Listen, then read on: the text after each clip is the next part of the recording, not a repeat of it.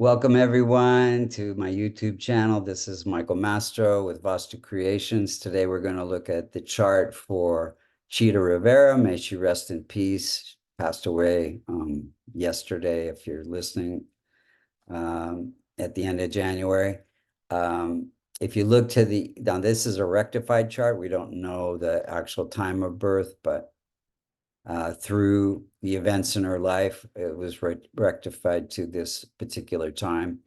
If you look to the Eastern horizon when she was born using Vedic sidereal zodiac, not Western tropical zodiac, you would see the constellation associated with Libra rising at 23 degrees.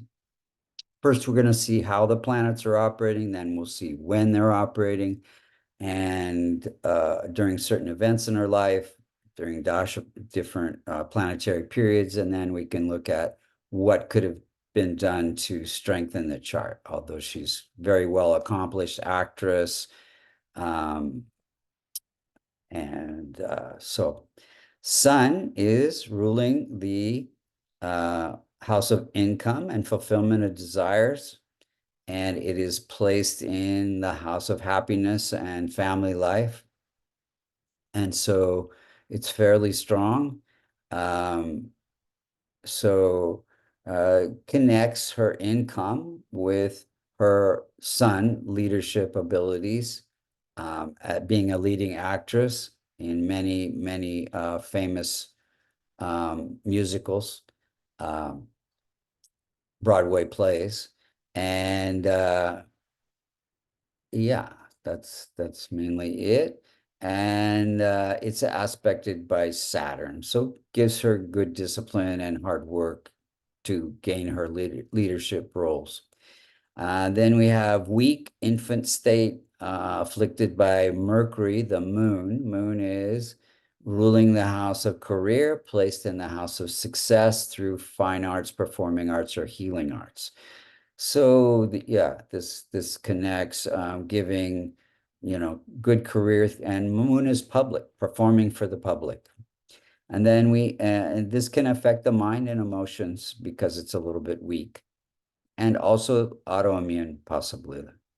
Then we have a weak old age Mars. Mars is any planet that's more than 25 degrees or less than 5 degrees is said to be an infant state or old age, and it cannot protect or promote its own significations.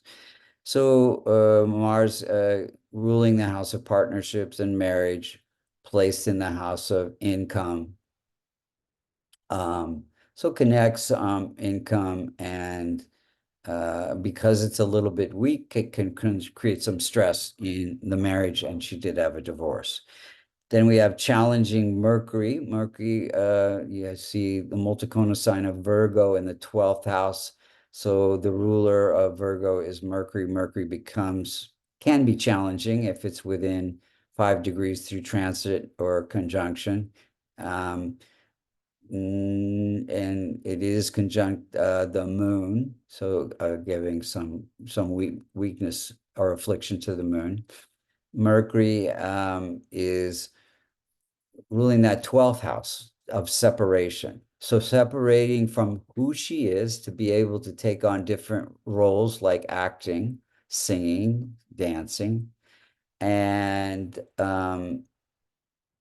sitting in that performing arts third house, gives her good communication skills for acting. Now, Mercury being a little bit weak can make her speech controversial at times. Let's see here. Then we have weak old age Jupiter sitting, ruling the house of success, placed in the house of income.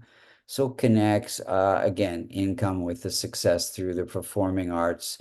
It's a little bit weak, so it can limit the number of children. Jupiter is significator for husband and children. Then we have weak dispositor, afflicted by Ketu, Venus. Venus is afflicted by the 5th aspect of Ketu. It is ruling the chart, the 1st house of purpose and prime indicator for health. So there can be some autoimmune issues Gives her some Venus ruling the chart, often gives beauty. And it connects, her life purpose with Venus and her ability to entertain and be an actress. Then we have weak combust Saturn. Saturn is close to the sun. It is ruling the house of creativity and entertainment, placed in the house of happiness. So connects her happiness with that being able to act and entertain other people, and gives her ability to work hard and be disciplined about it. And then we have challenging Rahu and Ketu. They're not close to the rising sign degree, so they're fairly benign except for the affliction to Venus. So Rahu giving desire, sitting in the fifth house of entertainment, giving desire to entertain and be creative. Ketu giving the insights into fulfillment of desires, making her ability to manifest a great, long-lasting career. Let's look at the timing of events. In 1940, her dad died when she was only 7 years old. During a sun period, sun indicator for father, it was afflicted at the time. In 1951, she got a big break for Guys and Dolls. That's a Saturn period, again, ruling the house of entertainment. Then in 57, another big break, West Side Story. She also got married at that time during a K2 period, K2 being the manifester of marriage and a great career. And then in 58, she had a daughter during a sun period. Her name was Lisa. And sun is ruling the house of income, fulfilling the desires to be a mom. And then in 66, she got a divorce during a Rahu period, Rahu bringing life-changing, unexpected events. And 75, she was featured in the musical Chicago during a Jupiter period, again, bringing great success. Jupiter rules the house of success in performing arts. In 86, she got in a car accident, broke her leg, and had, like 15 pins put in her, screws and pins in her leg during a Rahu period, bringing unexpected events. And then she thought she was never be able to act again, but through rehab, she recovered. And a couple years later, during a Saturn period, Saturn again giving her the ability to entertain others. 93, she got a Tony for Kiss of the Spider Woman during a Venus period, bringing name and fame, ruling that first house. In 09, she got the Medal of Freedom from Obama during a Venus period. Again, Venus giving name and fame and fulfilling her purpose. In 2018, she got the Lifetime Achievement Award during a Saturn period for her entertainment, ability to entertain. 2023, she came out with her memoir during a Venus period, again, fulfilling her life purpose.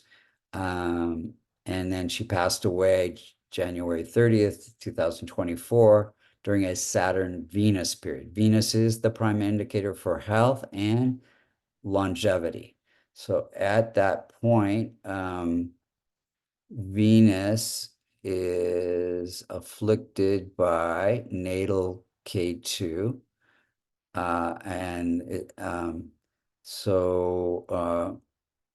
Bringing, sudden unexpected event to the longevity and the health. And also, Rahu and Ketu are close to the 23-degree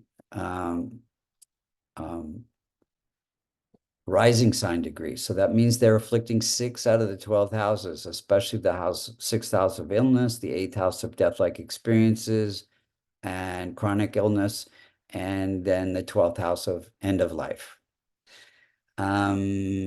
So what could be done to strengthen the chart? Well, she's already involved in a lot of charity work, so that's transforming Rahu and Ketu. Mercury would be helping children. I'm not sure if she was doing that, but that would have transformed challenging Mercury. And then the rest of the planets could be strengthened by my favorite remedy, a kavash, a silver locket containing the Devata yantras for those planets. Thank you so much for listening. If you'd like to get a kavash, or learn Vedic astrology, or get a reading, you can go to www.vastucreations.com. Please subscribe. Thank you so much for listening.